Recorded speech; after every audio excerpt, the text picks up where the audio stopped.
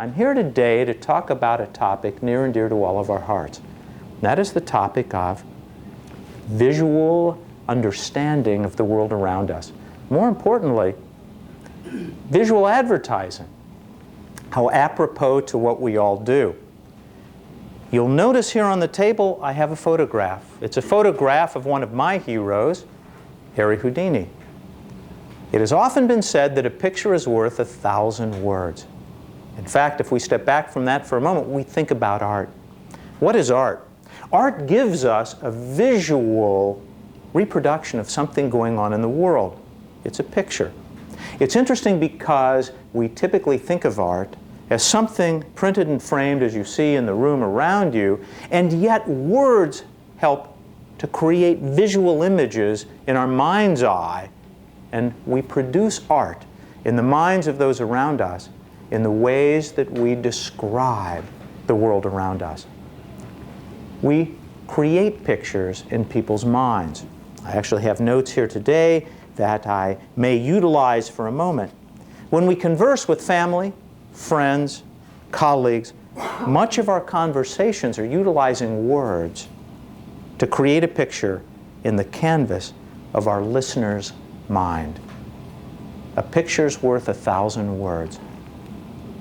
While this phrase has been attributed to Confucius and is often called a Chinese proverb, if we look historically to see where this phrase comes from, we were able to realize that in modern times the Russian author Ivan Turgenev wrote in 1862 in his book Fathers and Sons, and I quote, "A picture shows me at a glance what it takes dozens of pages of a book to expound."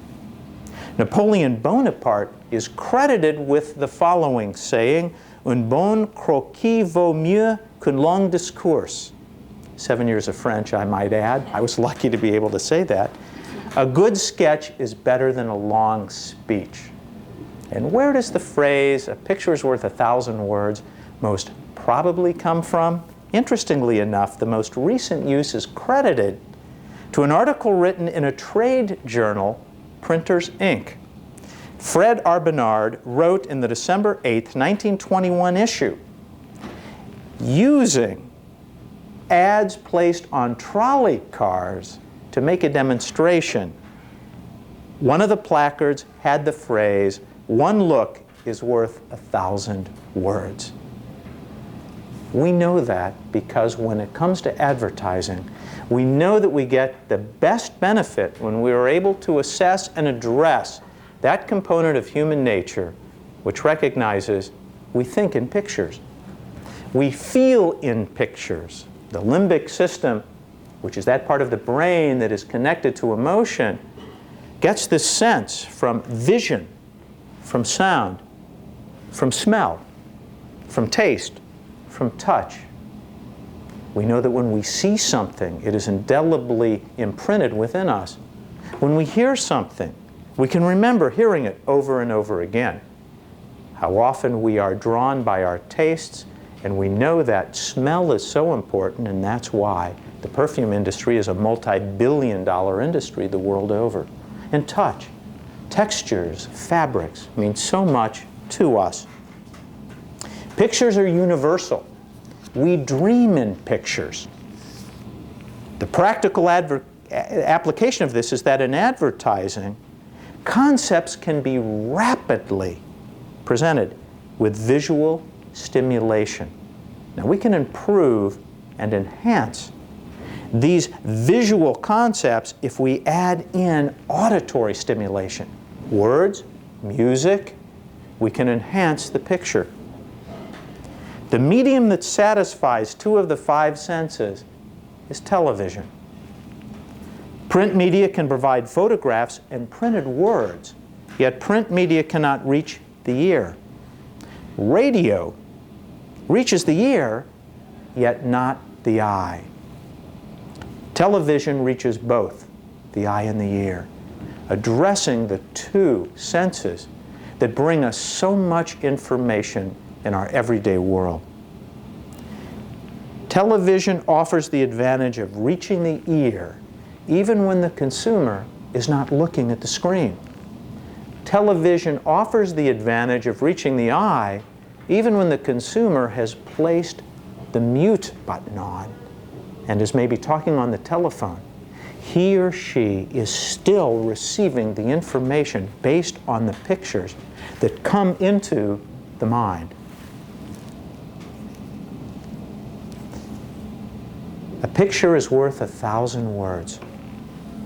We can have print media that doesn't move the individual because it's too much with words. There's nothing else being addressed. We may not see pictures. We certainly don't have sound.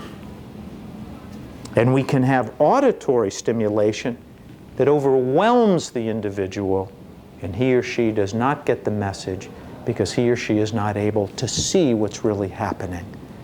3 lengths of rope help to illustrate the point. You'll notice we have a short length of rope, a medium length of rope, and a long length of rope. Now, if I may, Tom, may I hand you the short length of rope, and I'm going to ask you please to take both ends, and I'm going to ask you to tug on those, and you'll notice that length of rope is like my singing career. It's going nowhere. Am I right? It doesn't stretch. And if I may, I'm going to hand, may I please, Cindy, may I hand you the middle length of rope? Sure. I'm going to ask you please to tug on that length of rope, and you'll notice it doesn't stretch either. Nope. Wendy, may I hand you one end of this length of rope, and Rod, may I hand you the other length, and I'm going to ask you both please to be kind to each other and give a gentle tug, and you'll notice that rope doesn't stretch either. 3 lengths of rope. I'll borrow back the short length, and Tom, I appreciate it. Cindy, thank you. Wendy and Rod, thank you both for your kind assistance. 3 lengths of rope. Now these will help illustrate what our goal is. You see, we may have the individual getting too little information from just looking at a myriad of words. The individual may be getting too much sound but not having the visual stimulation to really imprint what's happening. Our goal is to establish a balance between the two. 3 lengths of rope.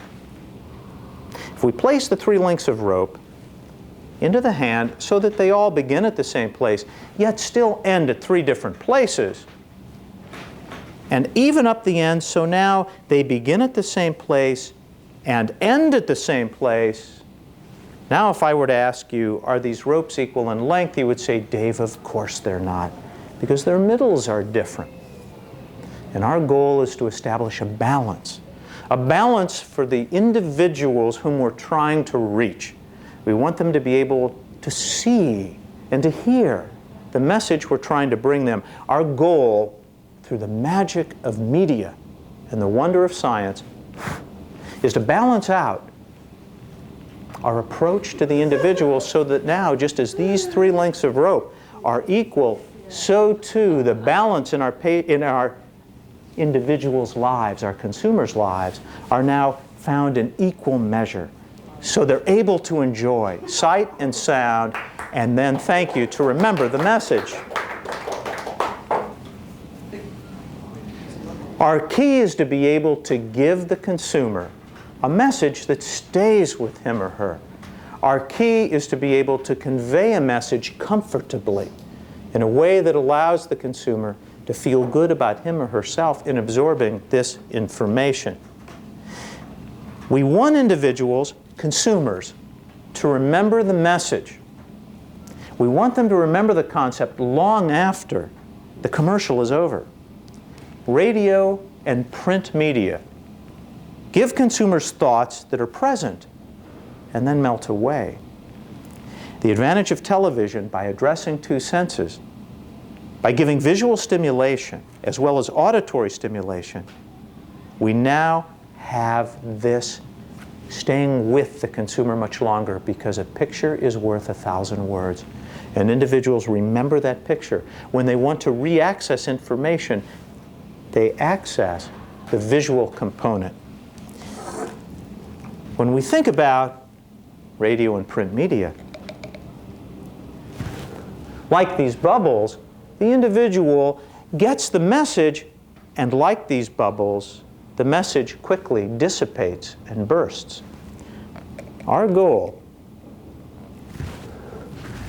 is to be able to reach out and capture the message for our consumers so that the message remains with them and doesn't dissipate.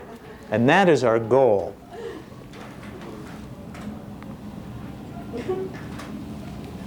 What is the goal? It's important to keep in mind that we have a goal. It's important to keep in mind that we want to pursue that goal, follow that goal.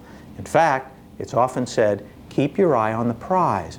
And the key is to know, what is that prize? What is our goal? The goal is to serve the customer, because the customer is still king and queen. If we serve our customer, we will be able to return to the customer time and time again. If we lose sight of the goal and we think instead of selling that one ad, then we lose sight of the fact that what we want to do is meet the need of our customer. When we meet that need, the customer will come back to us again. As his and her needs change, we will be there to serve those needs. Our goal is to achieve loyal customers who come to us, who believe in us, who understand that we are there with our goal to serve their needs. Matching our services to the consumer's needs. That's the key. We need to listen to the customer. We need to listen to the consumer. If we listen long enough to the consumer, it's just as in medicine. In medicine, if we listen long enough to the patient will tell us his or her diagnosis. If we're willing to listen a little longer, the patient will give us his or her treatment approach. It's the same thing with the customer, the consumer, who comes to us. If we listen long enough, the customer will tell us what he or she needs. Now, our purpose is to assess and analyze their business need, to understand what we can do, and to listen to them to understand what they want. It's important for us to understand the difference between wants and needs. I think it was 1968, the philosopher of our times said, and I paraphrase, you can't always get what you want. As long as you try real hard, you might get what you need. Mick Jagger, 1968. Now, the key is listening to what the consumer wants and then understanding what the consumer truly needs. We want to bring those together. I'm going to ask if there's any amongst us here today who has a comfort level with playing cards. It doesn't mean it's the product of a misspent youth. It doesn't mean you spent way too much time at some of the nearby gaming facilities just north of us and south of us. Anyone here comfortable enough with playing cards that it won't embarrass you or stress you? Sure. If I ask you questions, great, Tom, thank you. Tom, can you tell us how many cards are there in a typical deck of playing cards without the jokers? 52. 52, absolutely. And I'm going to ask, if I may, Darla, can you tell us how many weeks are there in the year? Yes, 52. Excellent, excellent. Well done. Tom, do you know how many suits there are in a typical deck of cards? Yes, good. Clubs, hearts, spades, and diamonds. And if I may ask, Brianna, do you know how many seasons there are in the year?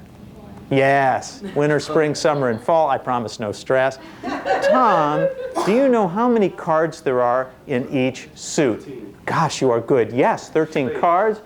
Excellent. And I'm going to ask Mary, do you know how many cycles of the moon there are in the year? 13. Excellent. Yes, 13. 52 cards, 52 weeks. 4 suits, 4 seasons. 13 cards per suit, 13 cycles of the moon. Coincidence, you ask? Au contraire. I took 7 years of French. That's all I remember. I thought I would share that with you. It would make my mother proud. Cards were originally created to serve as almanacs of life, to help divine the future. Created in Korea, made out of wood, moved to China where they were converted to paper, and from China they were moved to Europe where the court cards were added to give us pasteboards for games of entertainment, opportunity, chance. I'm going to ask you now, Tom, if you will, to silently think of any card you would like. And I'm going to add in the 2 jokers so you have 54 cards from which to silently select. And once you've got your card, I want you to say, Dave, I've got my card. Excellent. Now I'm going to ask you, if you will, to concentrate on your card silently. Now I'm going to add, I once had a job in an orange juice factory, and I lost it because I couldn't concentrate. I just thought I would share that with you. As you concentrate on your card, I'm going to name your card. You must admit that's pretty powerful. All you did was think of a card. Now I'm going to name it for you. You see, that's what we all do every day when we're out meeting the consumer, the customer, and providing for him or her the services necessary through Channel 20 News and through our sales department. I want you to concentrate on your card, and I'm going to name your card. Today I'm going to name your card Phil. You see, you thought I was going to tell what your card is, but that's too easy. I've named all the cards. I've got Rick and Sam and Dave. They wrote Soul Man 1967. I really am into music. And I've got Don and Mike and Alan, my brother, and Trev and Jane, my mother. Ruth is in here. I have the whole family in the deck. We've got Rose, Bud, if you're Orson Welles fans. There are 54 names in this deck. One and only one is named Phil. And we've got Jill and Alec and Buck and Sven and Dick and Jim and few art lovers, Mona Lisa. One card and only one is named Phil. Now you thought of one card and only one playing card. And I'm going to ask you now, we've got Des and Paul and Jake, and on it goes. 54 names, one and only one is named Phil. You thought of one playing card, and the actual playing card you thought of was the, you may announce it out loud. 4 of diamonds. That's correct. I don't know. The 4 of diamonds. Now in this deck of 52 playing cards and 2 jokers, there's only one 4 of diamonds. In this deck with 54 names, only one is named Phil. Our goal, yes. Yeah, thank you, Darla, thank you. The goal is for these to match. Why? Because this is what we do when we're out meeting with the consumers, the customers. We want their needs to match with our services. And I'm going to ask, if I may, Cindy, you know what the 4 of diamonds looks like, is that correct? Correct. When you see the 4 of diamonds, I want you to say, Dave, there's the 4 of diamonds. We're going to go through here quickly. You may feel as if your head is spinning. Mm-hmm. Yes.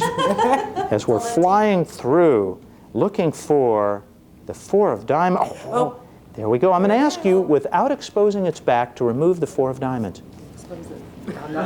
52 playing cards, 2 jokers. You thought of one, and there's only one 4 of diamonds in this deck of cards.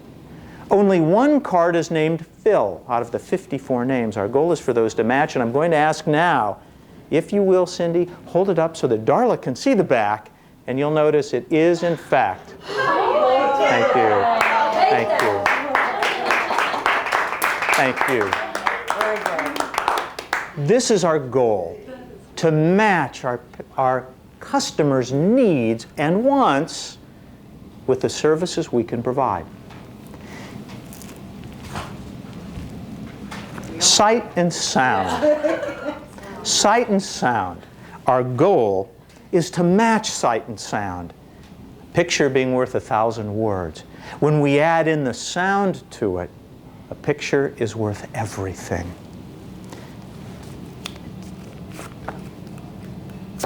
A deck of cards. We shuffle the cards. Notice, I'm like a television. I am telling you what I am doing as I am doing it, so you're getting the benefit of both sight and sound. Hopefully these cards are as mixed up as I am. And I'm going to ask, if I may, Darla. Yes. Pick it up, Darla. I am going to ask you, please, just to say stop at any time. Okay. Stop. Very good. Now I'm going to ask you, please, to reach in and remove the card at which you stopped me. Very good. You could have had any card you wanted, and that was the card you freely selected. Now I am going to turn my back, not to be rude, so that I cannot see the card. I'm going to ask you to show it to all present. I do not want to see it. Once everyone has seen it, I want you to say, Dave, we've seen the card, and then just to set it face down on the table. Dave, you've seen it. Excellent. Because now, I'm going to ask you, please, as I hand you this deck, I'm going to ask you, please, to put the card back into the deck wherever you want to.